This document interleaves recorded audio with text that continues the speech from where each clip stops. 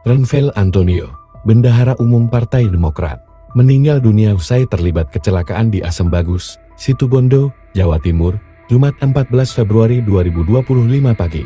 Insiden kecelakaan ini terjadi saat Renvel mengendarai motor Gate Mogel. Saat kejadian, Renvel dan putranya sama-sama menaiki moge. Dari informasi yang dihimpun, moge yang dinaiki Renvel sempat terserempet pickup hingga terpental. Ketua DPC Partai Demokrat Situbondo, Janur Sasra mengatakan, kejadian ini berlangsung Jumat pagi.